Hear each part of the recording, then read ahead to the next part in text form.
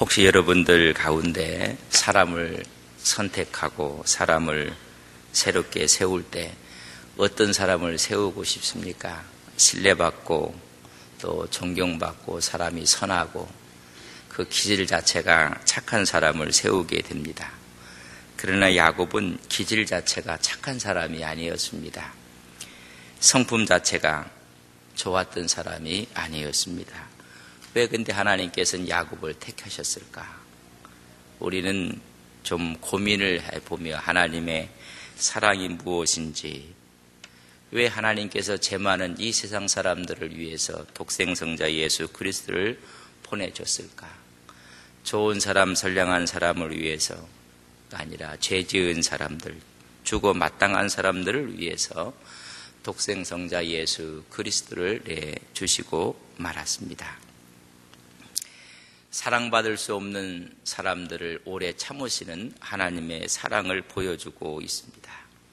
하나님께서 우리 인간들을 오래 참으시고 용서하시고 사랑하시고 마지막에는 사랑의 결정, 독생성자 예수 그리스도 이 땅에 보내주셔서 그분에게 우리의 모든 죄를 담당시키시고 그분을 십자가에 못 박고 말았습니다. 우리는 사랑에 가지 않는 사람, 싫은 사람, 또 자격이 되지 않는 사람을 우리는 거부합니다. 그런데 우리 하나님께서는 그런 사람을 용납하시고 용서하시고 또 인정하시고 사랑하셔서 마지막에는 세워주시는 것입니다. 하나님의 인내가 없이는 성도들의 견인은 불가능하다고 우리는 말을 합니다. 하나님의 사랑은 너무나 크고 또 너무나 지칠 줄 모르는 하나님의 사랑의 모습을 보게 됩니다. 하나님의 주권적인 선택을 어제 야곱에게도 적용을 했습니다. 만약 우리가 사람들을 선택하고 세울 때 어떤 사람을 세울까 말한다면 야곱은 아닙니다. 야곱은 휘어잡는 자, 뒤틀어지고 욕심이 많고 교활하고 비열한 사람입니다. 야곱은 선택의 대상에서 제외될 사람입니다. 형의 공경을 어려움과 배고픔을 이용해서 여러분 장자권을 비열하게 뺏었습니다. 또한 장자로서 받아야 될 축복을 아버지로부터 여러분 교활한 방법으로 어머니와 함께 합작해서 그 장자권도 도둑질하고 말았습니다. 그 가정을 보면 참 이런 가정이 다 있을까 싶습니다. 내 사람이었었는데 아버지 이삭은 에서를 좋아합니다. 큰아들을 좋아했고 어머니였던 아내였던 리브가는 야곱을 좋아합니다.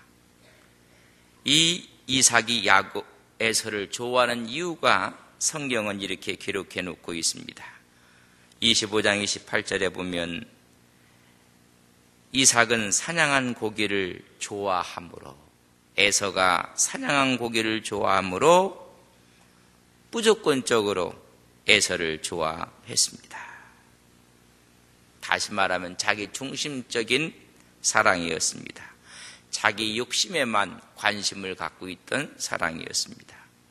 이런 사랑에 반해서 리브가는 둘째 아들 야곱을 아주 또 사랑하는 모습을 볼 수가 있습니다. 어떻게 보면 절제되지 못한 사랑, 편애였습니다. 파괴적인 사랑이었습니다. 속이고 또 야심에 사로잡힌 피열한 그런 사랑을 둘째였던 야곱에게 퍼붓고 있습니다. 이 사랑은 목적이 있다면 수단은 정당화시킬 수 있다. 여러분, 그래서 장자의 축복을 어머니랑 함께 합작을 해서 빼앗은 것이 리브가가 주도하고 있습니다. 목적만 있으면 수단은 괜찮다는 것입니다. 그것 때문에 비싼 대가를 지불합니다. 이 일로 인해서 쫓겨나갔던 이 야곱은 외삼촌 라반의 집에 가서 살고 평생 보지 못하게 됩니다. 그로 인해서 야곱의 삶은 더 고단해지게 되는 것을 볼 수가 있습니다. 그 집안은 한마디로 이야기하면 참 하나님께서 쓸만한 부분이 하나도 없습니다. 오늘 여러분 가정은 어떻습니까? 제가 보기에는 이 에서의 가정보다는 낫지 않겠는가? 이 가정은 각축전이었습니다. 에서와 야곱과 또 이삭과 리브가 여러분 각축전을 벌이고 있는 한 가정의 모습을 우리가 봅니다. 하나님 앞에 위대하고 복된 것이 없습니다. 선한 것이 나올 수가 없는 구조였습니다. 그럼에도 불구하고 왜 하나님께서는 글을 쓰시고 있을까? 여러분 이게 오늘의 수수께끼고 풀어야 됩니다. 아무런 의미가 없고 기대할 것도 없는 이 가정의 구조 속에 하나님이 개입하셨다는 것입니다. 하나님이 개입하시니 거기에서 하나님의 위대한 사람이 나오는 것입니다. 아무 의미가 없었는데 하나님이 개입해 주셨습니다. 하나님은 무에서 모든 것을 창조했던 것처럼 정말로 아무것도 없는 상황 가운데서 아무런 가치가 없는 데서 하나님의 일은 시작이 된다는 것을 우리는 압니다. 하나님이 그 가정에 들어가셨고 그 가정의 야곱 위에 하나님께서 안수하심으로 하나님의 일은 시작이 되는 것입니다. 오늘 여러분 가정에 하나님이 개입하시기를 주님의 이름으로 간절히 바랍니다. 하나님의 손이 여러분 머리 위에 임하시기를 간절히 바랍니다. 그러면 인생이 바뀌어지는 것입니다. 바뀔 수 없는 이 가정의 모습이었는데 하나님이 개입하시니 여러분 교회에도 마찬가지 하나님이 개입하시고 하나님이 함께 하시면 모든 것이 가능한 것입니다. 왜 그런지 아십니까? 하나님의 선택에 대해서 우리는 이렇게 물어볼 수가 있습니다. 하나님, 왜 그런 하필이면 야곱입니까? 그 넉넉한 에서도 있는데 왜 야곱이었습니까? 그렇게 묻는 사람의 대답은 요한복음 9장을 읽으시면 이해가 됩니다. 주님께서 길을 가실 때 날 때부터 소경된 사람이 있었습니다. 제자들은 궁금했습니다. 예수님, 저렇게 소경된 것은 누구의 죄 때문에 그렇습니까? 부모의 죄입니까? 아니면 자기의 죄입니까? 아니면 이게 사회구조의 죄입니까? 거기에는 그런 뉘앙스는 나오지 않고 있지만은 우리가 깊게 한번 생각해 보면 누구 죄 때문입니까? 오늘 이 시간 내 모습 이렇게 된 것이 누구의 잘못 때문입니까? 우리는 그것을 알고 싶어 해요. 제자들도 마찬가지였습니다. 유대인들이 상식 가운데는 부모의 죄라는 것을 듣고 싶었을 것입니다. 누구 한 사람의 죄 때문에 이런 일이 벌어졌을 것이라는 것을 짐작하고 물어보았습니다. 그때 예수님께서 말씀합니다. 이 사람의 죄도 아니고 부모의 죄도 아니라 하나님이 하시는 일을 나타내고자 하십니다. 하나님이 하시고자 하는 일이 있다는 것입니다. 벌레 같은 야곱, 그를 통해서 하나님이 하시고자 하시는 일이 있다는 것입니다.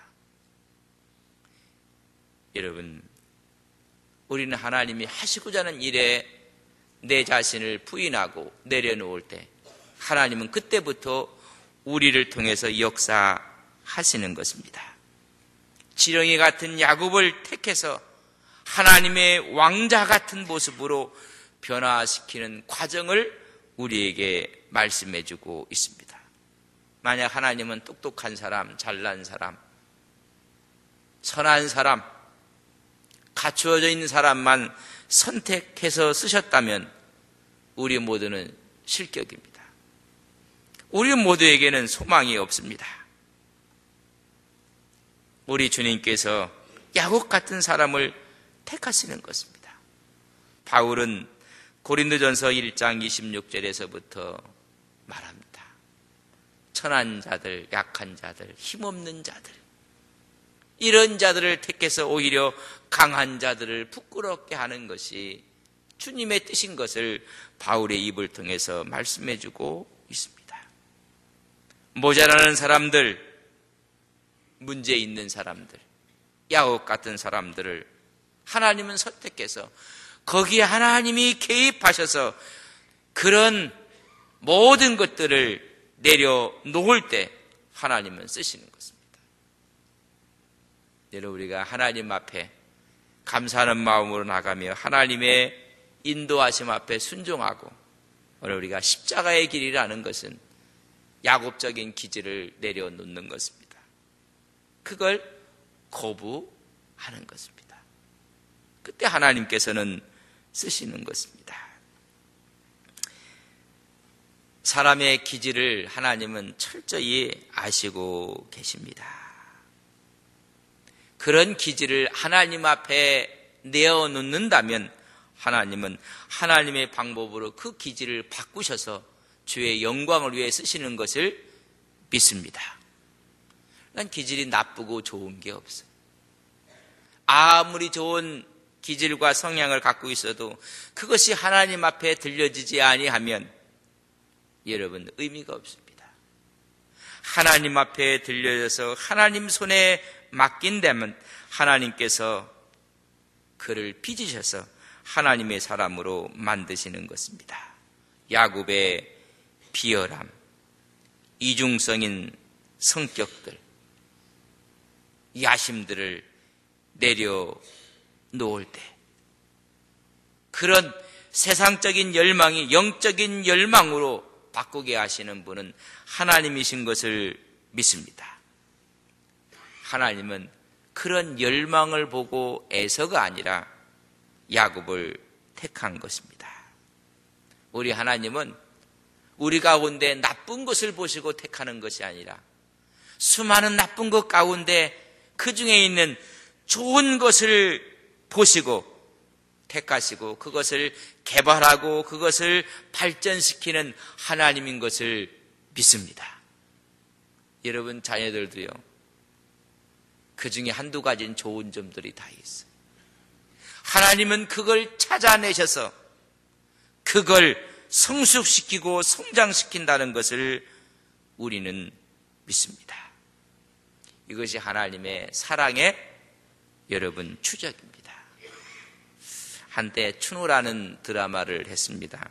그랬더니 도망간 노예들 정도를 마지막까지 추격해서 잡아내는 것입니다. 하나님은 우리의 좋은 점을 찾아내신다는 것입니다.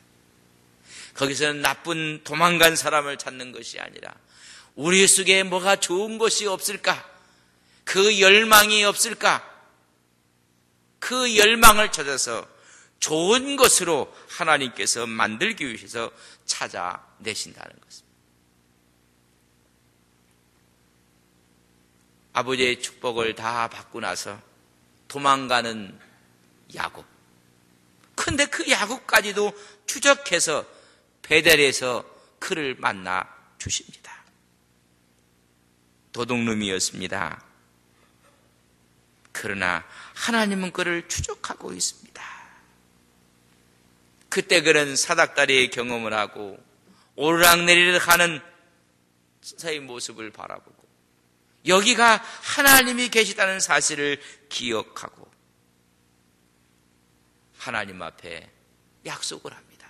내가 이곳에 들어와 제단을 쌓을 것이고 열애하늘 하나님께 드릴 것이고 하나님의 앞에 이야기하고 결단했던 곳이 베델 28장의 사건입니다. 그런 결심이 그가 물질적인 번영을 얻고 나서는 다 잃어버리고 맙니다. 그 후에 라반의 집에 가서 많은 것을 얻고 라반의 눈빛과 사촌들의 눈빛이 좋지 않은 것을 보고 돌아오게 됩니다.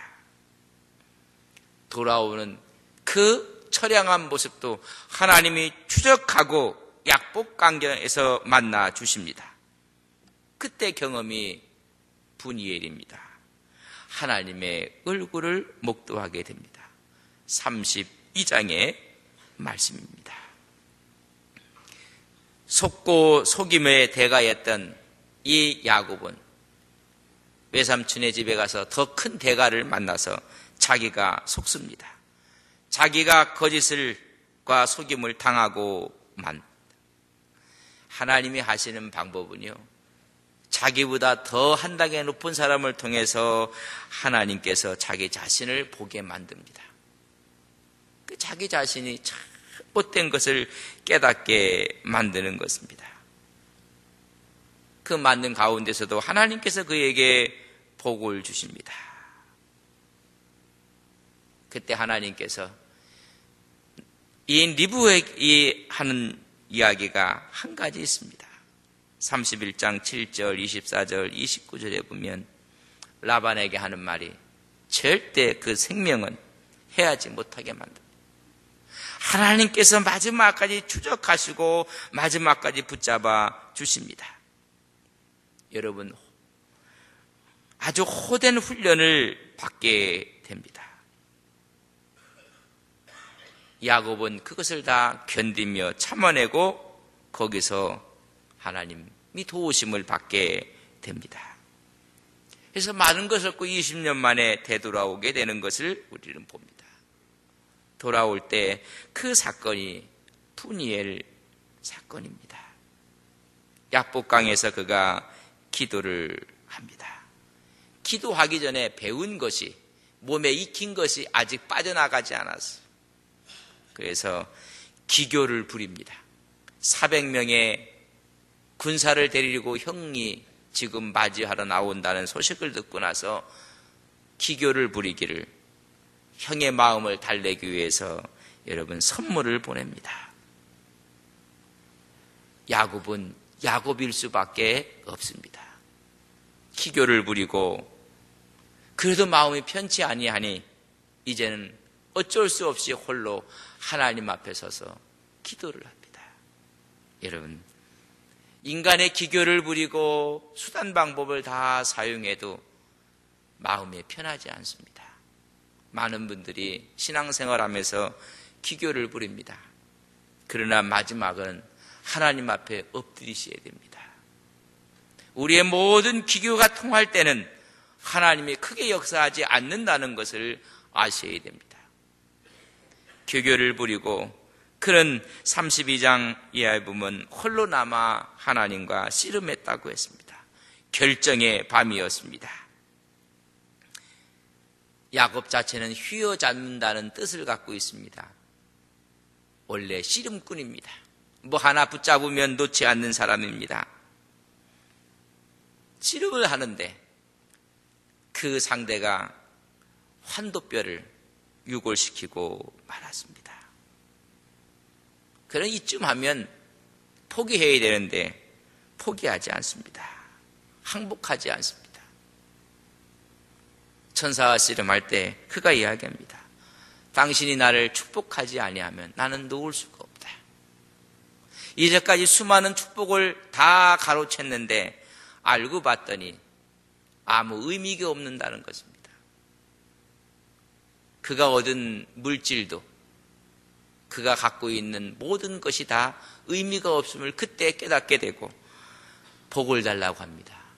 하나님이 복을 주시지 아니하면, 하나님이 함께하지 아니하면 내가 찬탈하고 사기를 쳐서 얻은 이 모든 것들이 이게 진정한 복이 아니라는 것입니다. 그때 묻습니다. 내 이름이 무엇이냐? 내 이름은 찬탈자입니다. 내 이름은 사기꾼입니다. 그게 이스라엘이라는 고백입니다. 이름을 바꿔줍니다. 너는 이스라엘이라 하라. 그리고 그를 축복하고 그를 놓아주고 맙니다. 그 이후에 그는 걸을 때 절룩거렸다고 이야기를 해주고 있습니다. 세상에 붙잡고 사는 모든 것들이 복인 줄 알았더니 그걸 내려놓는 순간 또 다른 복을 그는 체험하게 됩니다. 하나님을 붙잡는 것입니다. 세상을 붙잡았던 손이 이제는 하나님을 붙잡는 손으로 바뀌고 말았습니다. 이번 고난주간을 통해서 여러분 무엇을 붙잡고 있습니까? 이제 하나님을 더 강하게 붙잡는 믿음의 손길들이 되시기를 주님의 이름으로 간절히 바랍니다. 그 다음 날 형님의 얼굴을 보았을 때 창세기 33장에서는 하나님의 얼굴을 본 것 같다고 이야기를 합니다. 이미 32장에서 바로 여기서 내가 하나님의 얼굴을 보았다고 바로 그것 이름을 분이에이라고. 하나님의 얼굴을 본 사람들은 무서운 형의 얼굴도 하나님의 얼굴로 보입니다. 먼저 하나님의 얼굴을 봐야 합니다. 나를 사랑하시고 용서하시고 오늘도 나를 위해서 아낌없는 배려와 축복하시는 하나님의 얼굴을 본 사람의 얼굴이 하나님의 얼굴로 보여지게 됩니다. 여러분, 우리는 십자가상에서 못 박혀 마지막 다 이루었다고 말씀하시고 돌아가신 십자가상의 주님의 얼굴을 보는 순간 주위에 있는 사람의 얼굴은 하나님의 얼굴로 보여지게 됩니다. 오늘 분이엘의 의미는 내가 하나님의 얼굴을 배웠나이다. 하나님의 얼굴을 본 사람들이 이제는 하나님의 얼굴로 사람을 보는 것입니다. 다 내려놓고 자기를 부인하고 하나님을 붙잡으니 세상이 달라지는 것입니다. 많은 사람들을 세상을 변화시키려고 하는데 아닙니다.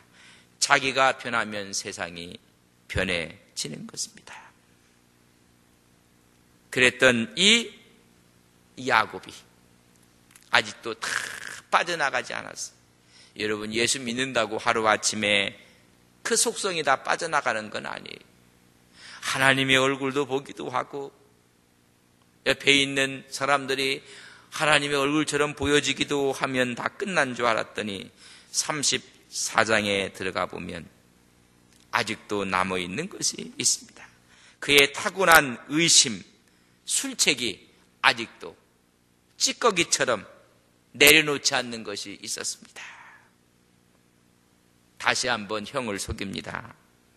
그리고 집으로 가지 않고 세겜에서 장막을 치고 맙니다. 여기서 값비싼 대가를 지불합니다. 강간과 살인과 전쟁의 두려움 속에 빠져들게 됩니다. 여러분, 디나 사건입니다. 아직도 찌꺼기처럼 내려놓지 않는 것, 아직도 뭔가 미련을 갖고 있는 그것 때문에 엄청난 어려움을 당하고 드디어 35장에 이제 가자. 다 내려놓습니다. 이제는 올라가자. 베델로 가자. 그래서 모든 신상들을 버리고 자신을 정결케 하고 의복을 바꾸고 이제 다 가자. 오늘 본문의 말씀이 그 말씀입니다.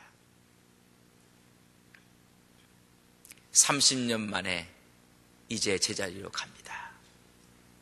여러분, 시간이 참 많이 걸렸습니다. 하나님의 보호 아래 떠나는 것입니다. 여러분, 모든 것을 다 내려놓고 무장을 해제하면 하나님이 도와주십니다. 아직 뭔가를 미련을 갖고 있으면 내 힘으로 하는 것 같지만은 35장 5절을 저랑 같이 읽겠습니다. 35장 5절입니다. 같이 봅니다. 그들이 자기 손에 있는 모든 이방 신상들과 5절입니다. 같이 읽겠습니다. 그들이 떠났으나 하나님이 그 사면 고을로 크게 두려워하게 하였으므로 야곱의 아들들을 추격하는 자가 없었더라. 모든 두려움, 모든 끈들을 하나님께서 다 제거하시고 이제 그의 가는 길을 하나님이 보호하십니다. 어느 누가 그를 손대지 못하도록 하나님께서 보호하시는 모습을 5절에 말씀해 주고 있습니다. 모든 사람으로 하여금 두려워하게 하였으므로 추격하고 그를 뒤쫓는 자가 없었더라. 하나님의 보호 아래 여행을 하게 되는 것입니다. 여러분, 이제는 야곱이 이 사실을 깨닫고 다 내려놓게 됩니다. 하나님만 붙잡고 이제는 베델이다. 하나님과 약속했던 그것으로 가자. 오늘 여러분들이 하나님 앞에 임직을 받을 때, 세례를 받을 때, 또 하나님께 특별한 부름을 받았을 때 이야기했던 그 베델, 그 베델로 올라가자고 마음 먹는 순간 우리 앞에 있는 모든 어려움들과 우리를 힘들게 하는 모든 일들을 하나님께서 막아주시고 하나님께서 함께 해주셔서 승리하게 해주실 것을 믿습니다. 오늘 말씀해주고 있습니다. 여러분 9절을 같이 읽겠습니다. 35장 9절입니다. 같이 읽습니다. 시작. 야곱이 밧단 아람에 돌아오매 하나님이 다시 야곱에게 나타나사 그에게 복을 주시며 10절 같이요. 하나님이 그에게 이르시되 내 이름이 야곱이지만은 내 이름이 다시는 야곱이라 부르지 않겠고 이스라엘이 내 이름이 되리라 하시고 그가 그의 이름을 이스라엘이라 불렀더라. 그리고 생육하고 번성하여 한 백성과 백성들의 총회가 내게서 나오고 왕들이 내 허리에서 나오리라. 여러분, 뭔가 이 세상 살아갈 때 하나님 앞에서 많은 사연을 가진 사람들, 야곱입니다. 그러나 그 허리에서 왕들을 허락해 주시고 하나님께서 그를 쓰시는 그 이유는 철저하게 마지막까지 찌꺼기까지 다 내려놓게 만들고 커브하게 만든 다음에 쓰시는 것입니다. 지렁이 갖고 가장 추악한 야곱을 하나님께서 단계 통해서 하나님의 사람으로 하나님의 왕자로 세워주는 과정을 우리는 여러분 깨달아야 됩니다. 아브라함의 이야기, 야곱의 이야기는 제가 설교하지 않아도 여러분들이 그 내용을 다 알고 있습니다. 그 내용에서 하나님께서 어떻게 개입하시고 하나님께서 왜 그렇게 하셨는가를 우리가 깨달아야 됩니다. 철저하게 야곱적인 기제를 내려놓는 순간 하나님은 그의 허리에서 왕들이 나오게 하셨다고 말씀해주고 있습니다. 오늘 우리의 자부심도 야심도 야망도 물질도 명예도 하나님 앞에 내려놓는 순간 하나님의 복을 얻게 될 것이고 우리는 왕 같은 제사장으로 이 세상을 살게 될 것입니다. 고난주의를 우리가 지나면서 하나님 앞에 왕 같은 제사장으로 거듭나는 귀한 한 주간의 시간이 되기를 주님의 이름으로 간절히 바랍니다. 세상적인 것이 아니라 영적인 열망으로 바뀌게 되었습니다. 그럴 때 하나님께서는 오늘 말씀에 있는 것처럼 백성의 총회가 또 하나님의 이 역사를 이루는 것이 너희 허리에서 나오게 될 것입니다. 하나님이 왕같은 제사장으로 우리가 쓰임을 받게 되는 것입니다. 하나님의 이런 은혜가 여러분 10년 가운데 있기를 주님의 이름으로 간절히 축복합니다.